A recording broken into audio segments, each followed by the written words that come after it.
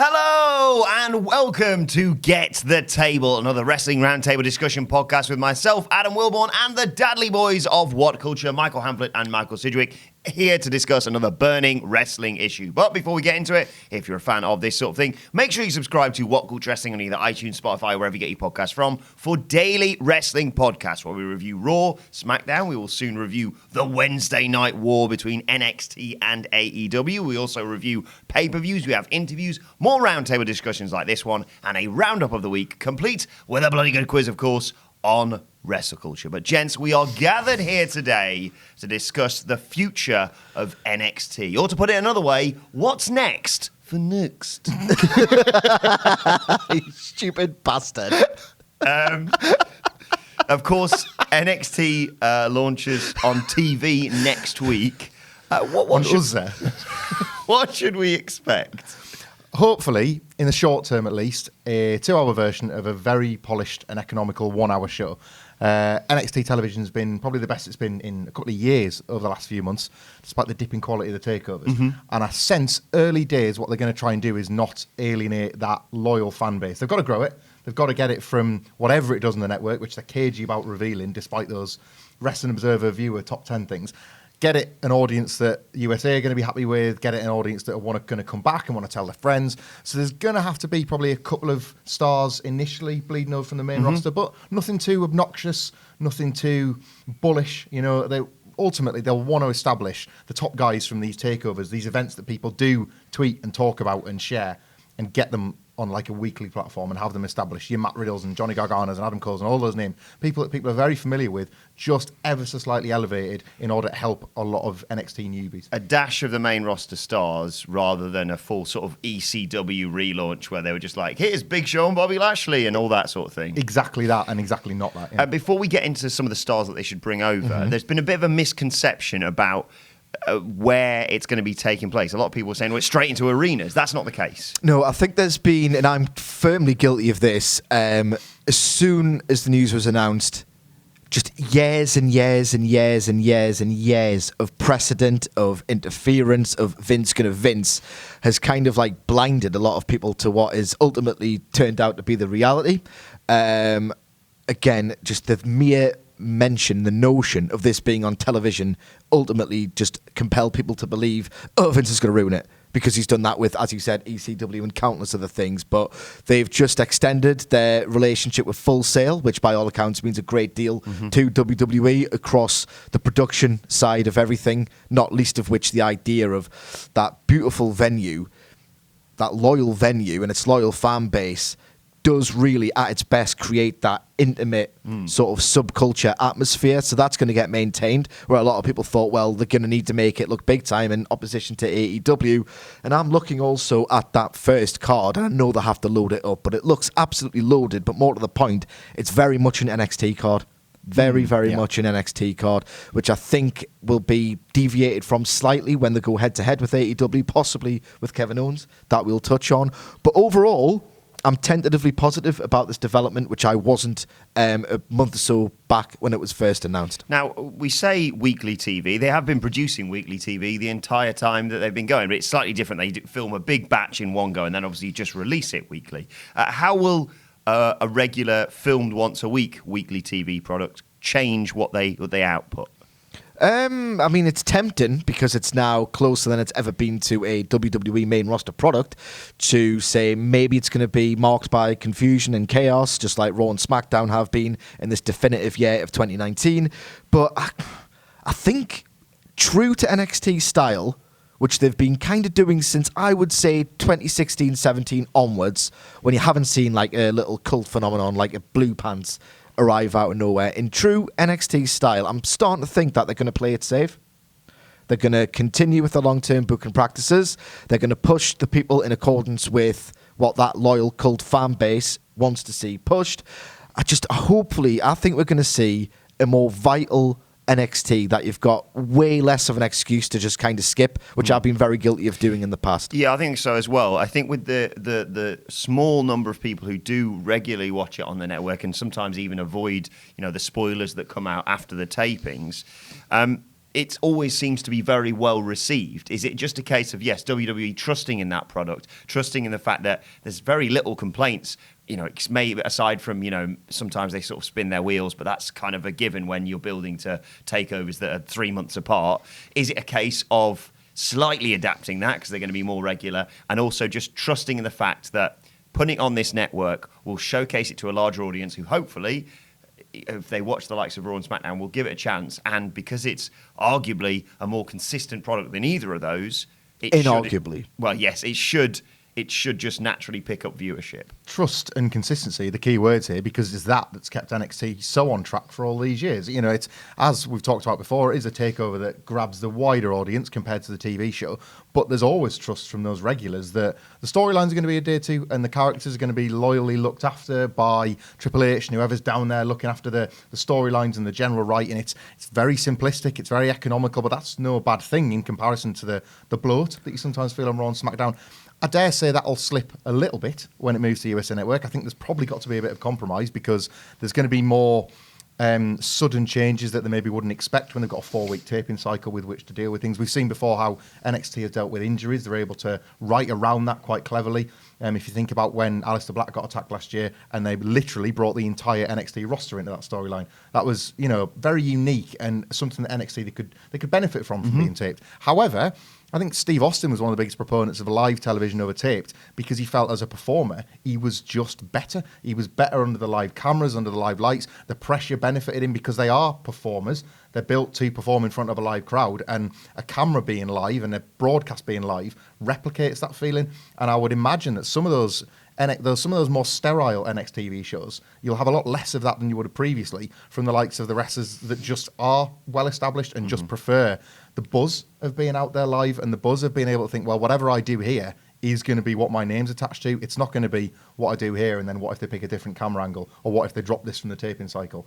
I've got to give everything tonight. The younger talent, the ones who are excited and chomping at the bit for an opportunity, will surely be thrilled about the prospect of getting, like normally on NXT there would be like a 5-minute jobber squash type match where one guy's going to get the profile. Now both are going to be grasping that with both hands. Either the jobber and the profile guy are going to be buzzing with a chance to be on live television on the USA Network, getting that, but in front of a potentially much bigger audience. Now, for diehard WWE fans like myself and knowledgeable fans as well, they've already got a lot of established stars on NXT already.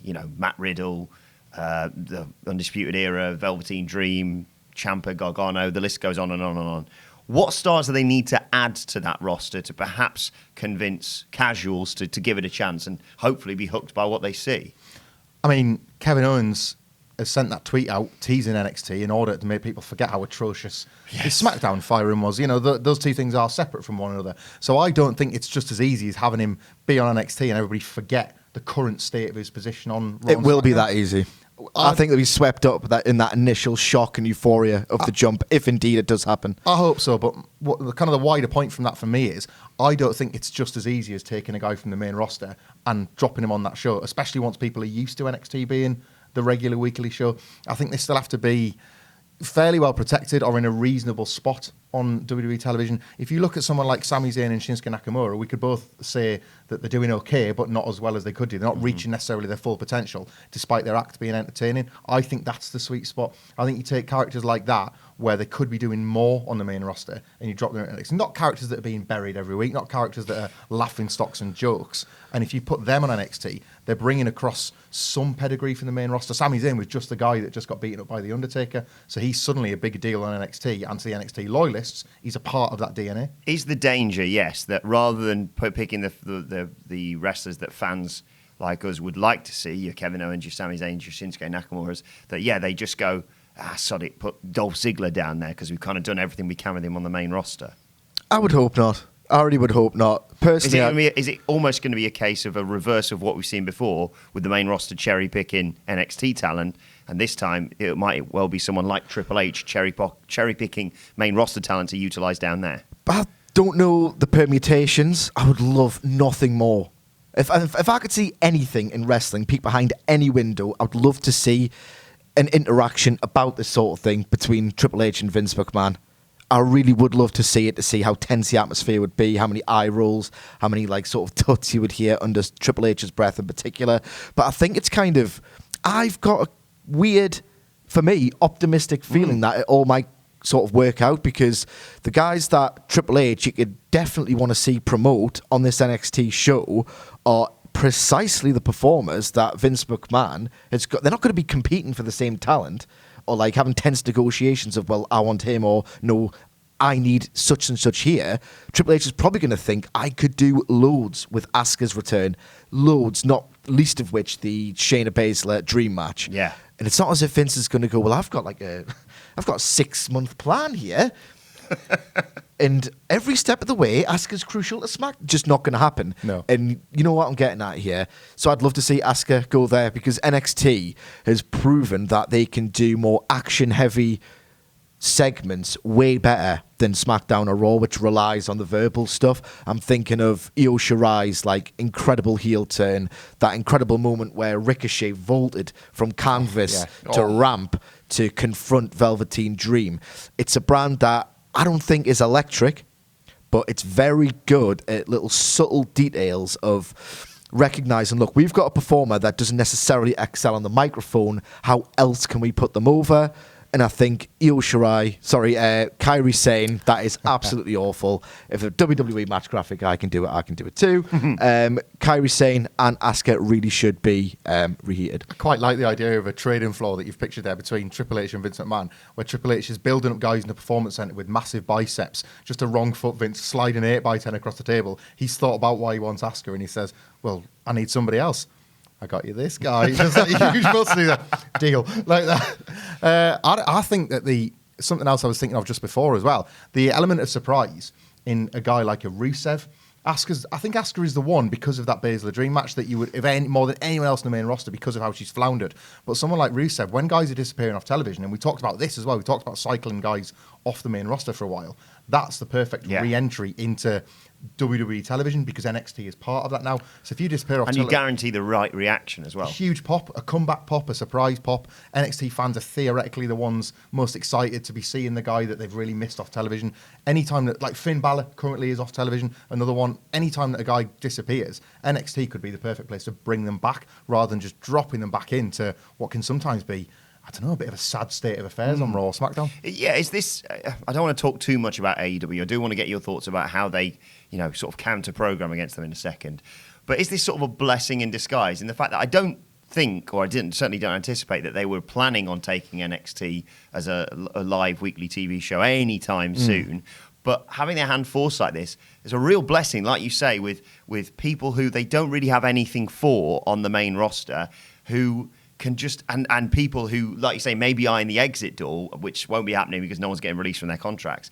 This refreshing, chance of them starting somewhere anew, like a Rusev, even like an Aleister Black, who were it's a bit iffy on the main roster. If he just went back down, stopped bloody doing those promos, and returned to NXT and just started kicking people's heads off, that could be great. And then think about the possibility of, when you have someone in the main title picture on WWE, the problem you always have is when they drop out of that, when they either drop the title or lose that title match, they kind of just don't really have anything. There's never a sort of slow step down process of like, all right, you've lost out for that title, but now we've got this feud for you immediately after. They sort of just go, we haven't really got anything after you've challenged for the title. Whereas someone like an AJ Styles, who's been flirting around, obviously he's got a title, he's got a US title at the moment, but when he's held that WWE championship for so long, you can't really bring him back into that title picture anytime soon. If you want to take that US title off him and don't have anything for him, or you just want to pop a rating 1 week just saying AJ Styles will be coming in and issuing an open challenge to the NXT locker room, I mean, if that doesn't convince casual fans to watch, I don't know what will. The danger with that strategy is that if you're relying on NXT to temporarily resuscitate the careers of guys who are sort of dwindling on Raw and SmackDown, you're going to end up with a 70% increase in talent on the NXT brand. I just think it can't be relied upon at this time to sort of be as a make good. It'd be nice if Raw and SmackDown could improve itself by orders of magnitude to not sort of rely on this sort of thing happening. like sort of convenient as it would be. Just continuing on with that roster, Triple H has come out and spoken about 205 Live and potentially sort of amalgamating that show into NXT, which I think could be really good. It can be, Cruiserweights, X Division, whatever, Zero G, whatever you want to call it. That being introduced into NXT will just add another level of intrigue, in my opinion. What happens with the Cruiserweights there? Because we've seen the likes of, Pete Dunne in NXT UK has established himself. Obviously, he's been doing stuff prior to that, and now he appears to be making that transition full-time over to NXT. What happens with the 205 Live guys? Because they've got a phenomenal set of talented people over there who are just being underutilized and not watched on 205 Live. Yeah, it's just... There's even less of a purpose for 205 Live now. It's just going to add to the content exhaustion. Reading between the lines of what Triple H told Newsweek, I believe it was, it feels like 205 Live's not long for this world. And realistically, I realise there is a cult within a cult, and a lot of the people who love, a lot of the little amount of people who watch 205 Live really hold it dear to their hearts because the action's solid, the storytelling is consistent. I think they really do appreciate the Sisyphean task faced by the roster members. It's just so easy to just get rid of that problem because no one's interested on a large scale. And there's kind of an extra half an hour sorted out. And even then, there's still a surplus of talent in NXT that's not being utilised on the show. So, I don't know, there's a lot of problems there because there's a Kushida who never gets used on NXT in a really prominent role. If it's just a case of absorbing 205 Live's roster and duration in NXT, then that just creates a further blockade of NXT guys. So, yeah, I've got no idea how they're going to approach this. I would like to think, you know what? Faced with the competition that is AEW, just cherry pick the best guys to make the best show and make it like a meritocracy. In 2016, Raw tried to crib the Nitro philosophy of using the Cruiserweights almost on an island. So on Nitro, yes, there was NWO and yes, there was huge stars. The Cruiserweight match didn't necessarily feed into a story or come off the back of one, but the action was incredible. And it was almost like, here's your Cruiserweight bit. Please stay tuned. The stars are coming. In 2016, WWE attempted that by making the ropes purple more than they did making the matches any good. It was stylistically brilliant how they separated one from the other. You are watching Raw, you are watching the Cruiserweights on Raw, but immediately all the wrestlers were forced into that Monday Night Raw television headlock style. So nobody had any thirst for the wrestlers themselves or the division because what was there to watch other than the different coloured ropes? NXT feels like Triple H's NXT. Feels like we should always be with that caveat. Feels like the sort of show that would probably bring both of those schools of thought together. So you might get the purple ropes or the different coloured lights or the stylistic alteration 15 minutes into the broadcast, but you would get WCW's off you go and do your thing policy for 10 hot minutes for that segment that they've spotted as not really getting the ratings, or once we're into counter-programming territory, the type of thing where think, well, what's going to keep people interested? Well, this is where they expect the hot match, so we'll just give them the hot match. And as we've talked about, I can't sit here and say that X, Y, and Z off 205 Live are going to fit because I just don't know enough about half the guys on that show.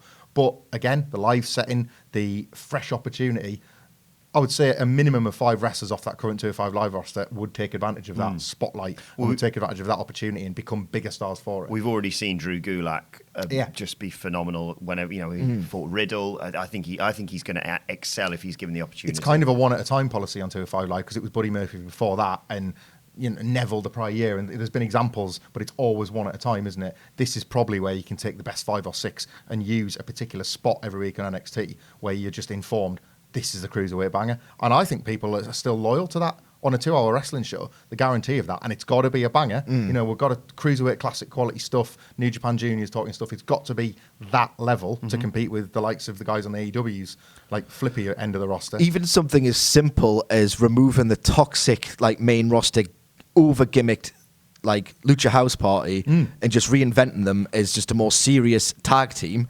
And we take one wrestler out and put him against Rey Mysterio on Raw, and you got it. This is it, yeah. So if you apply that philosophy and send them to NXT, then that's going to improve their really quite thin tag division tenfold. How do they counter-program? How do they beat AEW? They've got to be the best. I'm a WWE guy fundamentally, and that's why AEW's been a bit of a harder sell for me early doors. But I will watch, and I am excited. However, WWE has always been the best when it's just kept its house in order.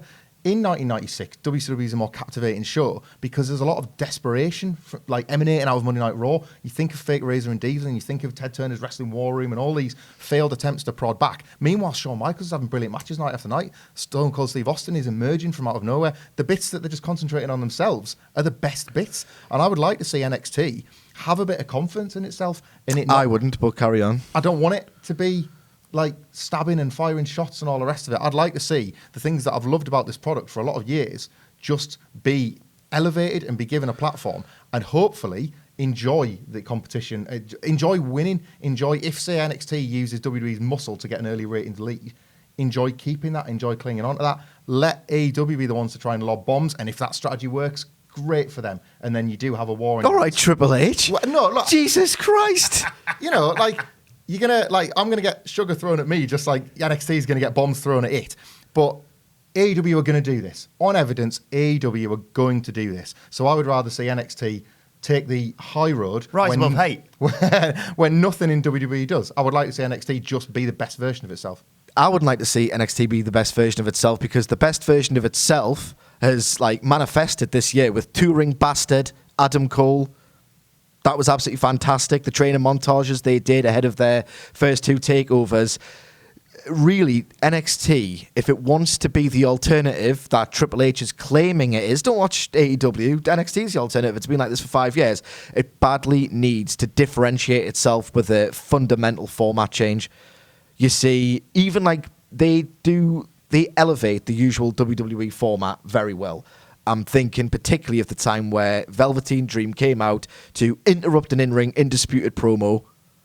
That's a very raw thing to do. It just happened to be a really good version of it. And he said to Adam Cole, I think it was something along the lines of, "Oh, Adam, you say that you're untouchable. Well, I'd like to touch you."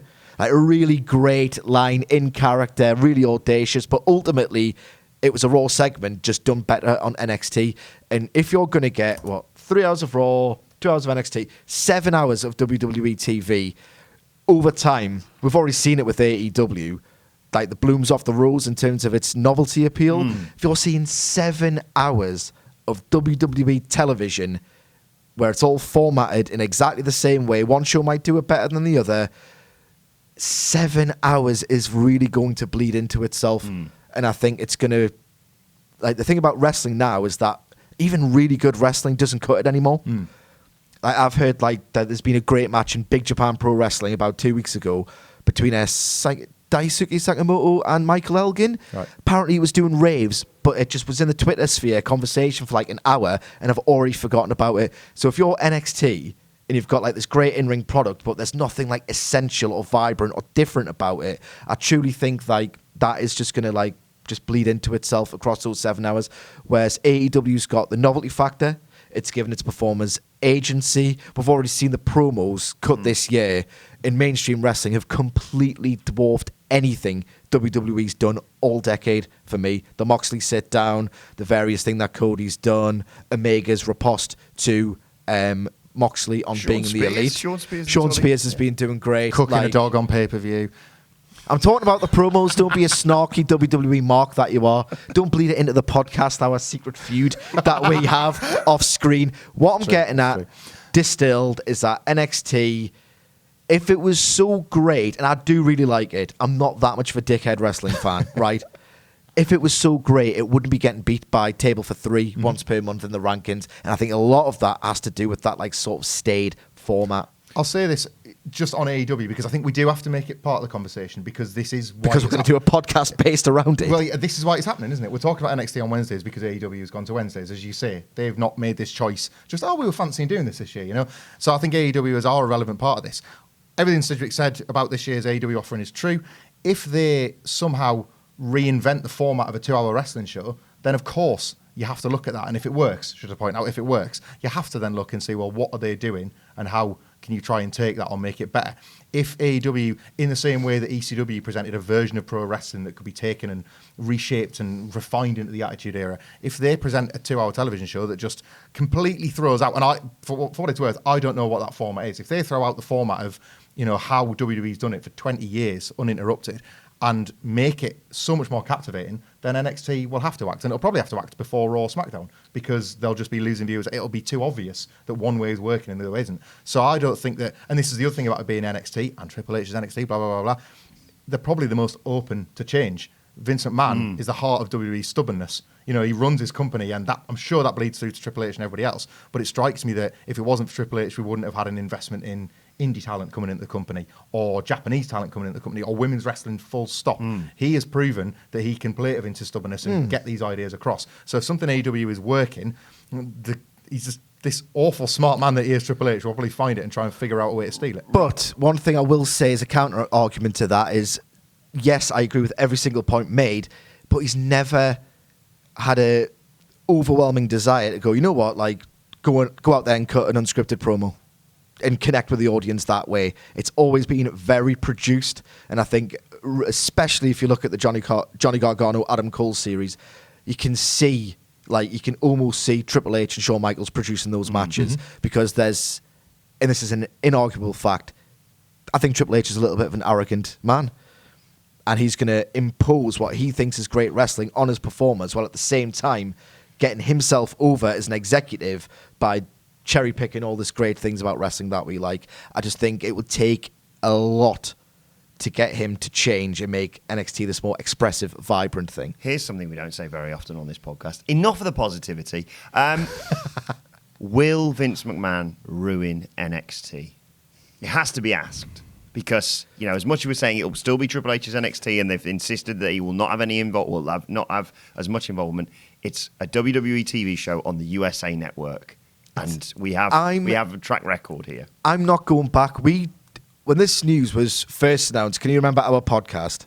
It was a 30-minute panic attack. Yeah, it was panic, isn't it? Panic is the word. That is what it was. Yeah. That has receded somewhat, so I don't want to look like too much of a fickle hypocrite because the agreement with Full Sail has been extended and like publicised. We've seen the first card get announced, and it's like essentially a mini takeover on cable TV. Absolutely fantastic. The noises coming out of Triple H's camp, if you will, look encouraging. But when can you ever trust a wrestling promoter?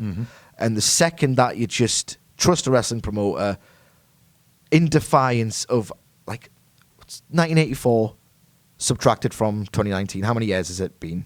35.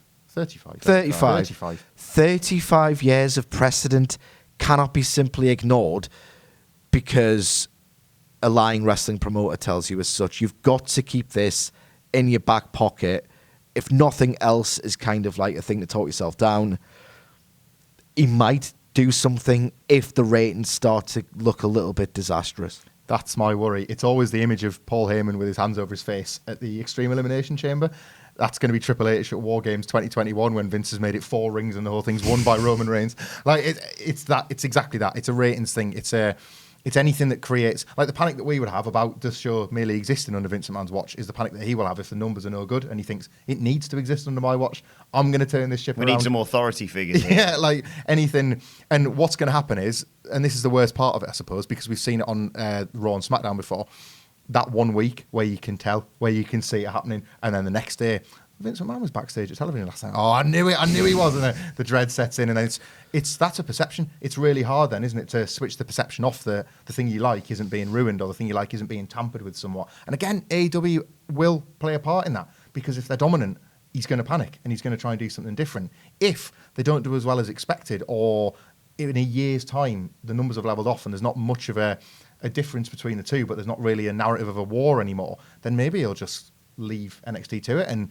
the USA Network will ring and say we're really happy with this, and then in Vince's mind he's like, great, I don't need to think about that, you know.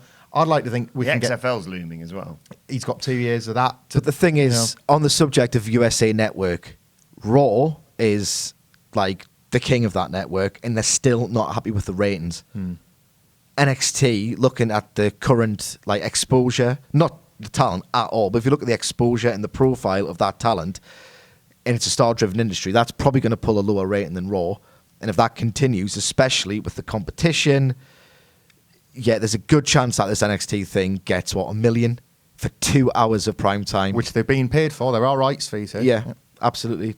So you can't, even if you steer the conversation away from Vince and you approach it with optimism, there's yet another master to be served here. And they're not happy with Raw's numbers, so what will that reflect on NXT's? I don't know. I would, however, be mad keen on an NXT reunion show where like all the old NXT stars come back. And they're not considered. from Blue Pants. From like 3 years ago. You know, I bloody love Blue Pants, so that would be great. I know she's tied up elsewhere. It's and Cass. Finally, is there, just to go completely opposite way, is there any way that this does so well that it dwarfs Raw and SmackDown? Like, because no. If you, It'd be mint though, wouldn't it? It would be class. I'm just thinking that. I don't think it's going to happen, but can you imagine if you get the casual viewers going, I'll give this a chance, and then they go, oh, this is really good product, like good wrestling, no authority figures, no opening promos week in and week out, and suddenly it's doing a 2.5, and they're going, how is this beating Raw? I mean, I can't see it. But then again, in January of 1996, Stone Cold Steve Austin was nothing to mainstream audiences, and just over 2 years later, he was everything. So, it's not a case of you have to be an established star to get ratings. Like, there is an opportunity to become one. Totally different. Who knows? Maybe Velveteen Dream's going to lead us all into a promised land. Please, God. The exact audience you just described is the exact audience that found New Japan Pro Wrestling a couple of years ago. Subscriber numbers went up. People started travelling to Wrestle Kingdom internationally. The Western expansion has gone well, sometimes in spite of New Japan's efforts. That audience has proven to be to exist before. People have found independent wrestling during the boom of that, during probably the mid part of this decade. There are always pockets of wrestling fans looking for something more than Raw and SmackDown. And if not AEW, if it's a version of wrestling that they already recognise but slightly better, it's not impossible that those get found. Topping Raw and SmackDown, not happening. Unlikely. Not unlikely, SmackDown, certainly. but not impossible. Just look at the number of homes that they're each available in. Not impossible to think of them coming too close for comfort. And that's intriguing in its own right as well. Well, let us know your thoughts in the comments section below on the future of NXT. And don't forget to like, share, and subscribe. And subscribe to What Culture Wrestling on either iTunes, Spotify, or wherever you get your podcast from for daily wrestling podcasts. You can also let us know your thoughts on Twitter at WhatCultureWWE. And watch there, follow all three of us. You can follow Michael Hamflett at Michael Hamflett. Follow Michael Sidgwick at Sidgwick. You can follow me at Adam Wilbourn. As I said, follow us all at WhatCultureWWE.